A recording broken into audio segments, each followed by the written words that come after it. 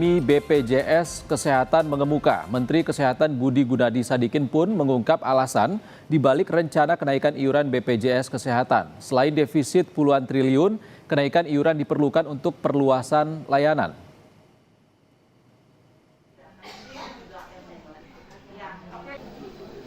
Wacana kenaikan iuran BPJS Kesehatan kembali mengemuka. Menteri Kesehatan Budi Gunadi Sadikin menyebut alasan penyesuaian premi tersebut lantaran kondisi BPJS Kesehatan mengalami defisit 20 hingga 30 triliun rupiah. Menurutnya, kenaikan iuran hanya akan dirasakan masyarakat menengah ke atas dan tidak akan membebani masyarakat miskin karena telah ditanggung pemerintah. Bahwa kenaikan premi BPJS tidak ada pengaruhnya sama sekali kepada masyarakat miskin. Karena masyarakat miskin dibayari oleh pemerintah. Kenaikan premi ini hanya berpengaruh terhadap masyarakat yang menengah ke atas, yang memang bayarnya kan 42.000 sebulan. Menengah ke atas kayak wartawan 42.000 sebulan harusnya bisa deh. Yang tinggal laki-laki beli rokok kan lebih dari itu. Data dari Kemenkes menunjukkan beban BPJS Kesehatan terus meningkat setiap tahun. Pada tahun 2023, pendapatan dari iuran sebesar 151,7 triliun rupiah, padahal beban yang harus ditanggung 158,9 triliun rupiah. Tahun 2024, pendapatan 165,3 triliun, sedangkan beban 175,1 triliun. Terakhir pada 2025, pendapatan iuran 176,3 triliun, sementara beban 190,3 triliun. Saat ini, kewajiban iuran BPJS Kesehatan Mandiri bagi kelas 1 sebesar Rp150.000, kelas 2 Rp100.000, dan kelas 3 Rp42.000. Menteri Kesehatan juga menyebut, iuran BPJS Kesehatan sebaiknya memang harus naik setiap 5 tahun sekali. Kenaikan diperlukan karena adanya inflasi dan perluasan layanan. Tim Liputan Kompas TV. Rencana kenaikan iuran BPJS Kesehatan menuai beragam tanggapan dari masyarakat. Mereka berharap jika iuran naik, kualitas pelayanan kesehatan di rumah sakit juga harus ditingkatkan. Buat saya sih kalau misalnya BPJS dinaikin harganya, itu kan tidak menjamin masyarakat itu akan mendapat pelayanan yang lebih baik. Jadi ya saya kurang setuju sih kalau buat. Kurang setuju ya, alasannya itu ya Pak ya. Kalau selama ini mendengar keluhan dari teman-teman nakes itu memang banyak tunggakan terkait dengan BPJS, sehingga mungkin memang perlu optimalisasi pembayaran BPJS memang perlu. Tapi kalau memang tarifnya dinaikkan, maka perlu juga peningkatan kualitas layanan, sehingga ada keseimbangan di situ. Ketika tarifnya naik, maka kualitas layanannya juga diperbaiki. Saya yang juga sebagai anggota atau peserta BPJS merasa keberatan. Saya pun juga bertahun-tahun ya kan, setiap bulan selalu aktif membayar BPJS sebagai tanggung jawab warga. Itu kalau betul-betul pemerintah menaikkan BPJS ya mohon dipikir ulang.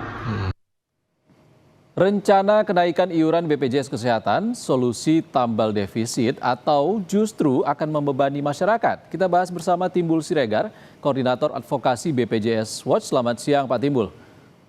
Selamat siang Mas, selamat siang.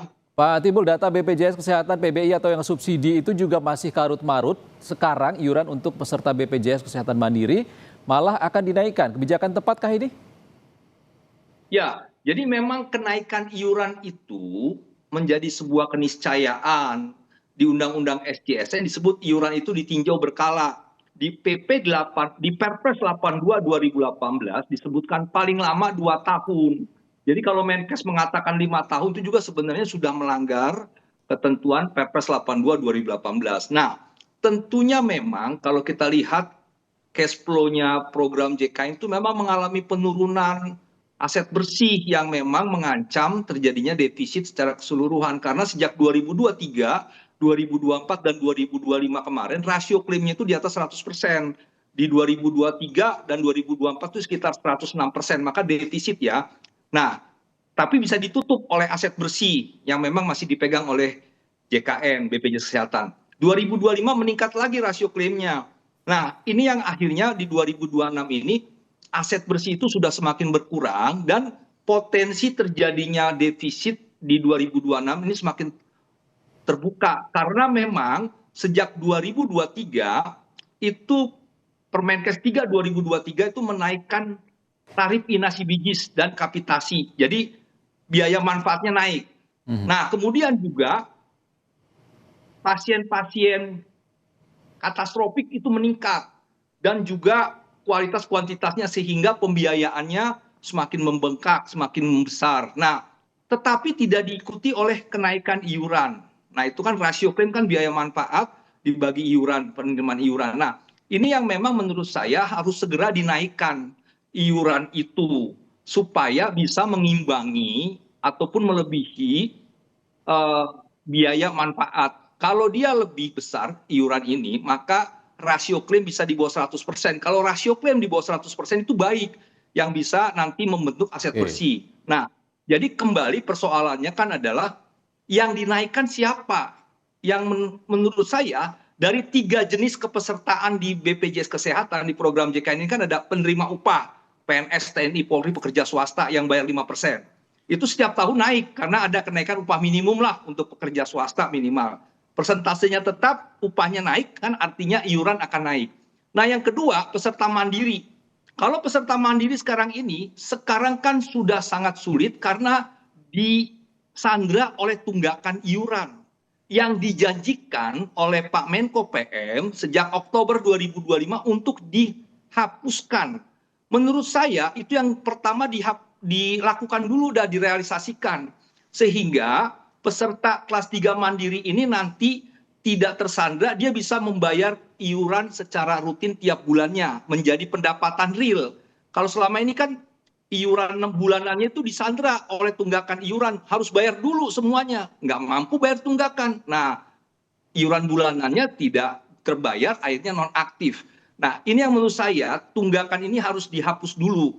Nah, setelah itu lihat dulu kondisi ekonomi kita, apa betul dia bisa dinaikkan dengan kondisi saat ini. Menurut saya setelah penghapusan tunggakan itu dilihat dulu kondisi ekonomi dan jangan dinaikkan dulu untuk peserta mandiri yang kelas 1, kelas 2, kelas 3. Lihat kondisi setahun 2 tahun ini. Nah, yang menurut saya urgent untuk dinaikkan adalah peserta PBI JKN dan PBPU Pemda, yaitu peserta yang iurannya dibayar oleh pemerintah pusat APBN dan APBD, PBPU Pemda tadi. Nah, kalau ini kan tidak membebani masyarakat. Jadi saat ini menurut saya yang harus dipastikan naik ya iuran yang dibayar oleh pemerintah. Sekarang ini kan 42.000 ya. Nah, per orang per bulan. Nah, sebenarnya sejak 2025 wacana menaikkan iuran itu sudah ada. Karena memang sudah 5 tahun ini tidak naik. Terakhir naik itu di Perpres 64 tahun 2020, yaitu kenaikan peserta mandiri yang 80.000 per orang per bulan kelas 1 jadi 150. Kelas 2 51.000 menjadi 100.000. Kelas 3 23.000 menjadi 35 karena disubsidi 7.000 dari 42.000. Nah, tentunya kondisi waktu itu COVID sehingga peserta mandiri ini kan nggak mampu bekerja, nggak punya uang, ya nggak bisa membayar iuran. Akhirnya tadi terjadi penumpukan tunggakan iuran. Nah, ini yang sebab menurut saya sih harus dihapuskan dulu seperti tadi ya. Nah, jadi yang penting adalah bagaimana kenaikan iuran PBI JKN ini kan sudah dialokasikan 20 triliun di APBN 2026. Waktu itu skenarionya 2025 PBI JKN ini yang naik dari 42.000 menjadi 57.000. Jadi kalau 42.000 itu kan alokasi setiap tahun sekitar 48,7 triliun. 42.000 kali 96,8 juta orang kali 12 bulan itu 48,7 triliun. Nah, kalau ditambahin 20 triliun, maka dia akan naik menjadi 57 ribuan, 57.250 per orang per bulan. Nah, ini yang tidak dijalankan, malah dicadangkan 20 triliun itu, sehingga iuran sekarang masih 42.000. Nah, artinya 20 triliun itu belum menjadi pendapatan real si BPJS Kesehatan. Ini yang akhirnya menyebabkan ada potensi defisit. Nah, membetul kalau memang defisit, 20 triliun itu akan turun. Tetapi kan kalau menunggu defisit dulu ya susah, karena kalau defisit itu pembayaran ke rumah sakit Ya. akan Kalau terkendala. defisit terus BPJS Kesehatan yang perlu diperbaiki tata kelolanya apa, Pak? Ya, pertama memang kan kalau mengenai pembiayaan itu kan kendali mutu, kendali biaya. Nah, biaya ini memang harus dikendalikan dalam rangka misalnya tidak terjadi fraud atau memang terkait dengan bagaimana mengupayakan rujukan itu tidak berjenjang. Sekarang sudah ada Permenkes 16, tapi faktanya masih berjenjang, yang di rumah sakit tipe C keluar biaya, masuk ke rumah sakit tipe B keluar biaya, tipe A keluar lagi. Nah, sekaligus aja ke tipe A gitu, tanpa lagi biaya BC. Nah, ini yang menjadi bagian dari kendali biaya. Kemudian juga menurut saya pemerintah harusnya tidak hanya melulu ngomongin soal iuran, harus ada upaya kenaikan pendapatan itu dari cukai. Misalnya cukai rokok yang disebut dengan pajak rokok itu harus direalisasikan. Kemudian garam gula lemak, produk-produk yang memberikan potensi penyakit akibat garam gula lemak itu ditarik cukai. Cukainya dimasukkan sebagai pendapatannya BPJS Kesehatan. Seperti minuman jadi kita nggak bicara minuman pemanis ya, Pak ya? terus. Ya. Ya. Baik. Nah, itu yang menurut saya bisa sistemik, tidak lagi nanti diskusinya kenaikan iuran yang masyarakatnya juga belum tentu mampu untuk membayar gitu. Jadi kalau menurut saya disegerakan saja kenaikan iuran, tapi untuk PBI-nya, JKN dan PBPU daerah yang dibayar oleh pemerintah pusat atau daerah. Yang tidak ditanggung oleh masyarakat tadi ya, Pak Ed? Kalau yang masyarakat mandiri jangan dulu. Oke, kami sudah tangkap poinnya, Pak Timbul Siregar. Terima kasih atas pandangannya, Pak Timbul Siregar, Koordinator Advokasi BPJS Watch, sudah berbagi pandangan bersama kami di Sapa Indonesia Siang. Terima kasih, Pak.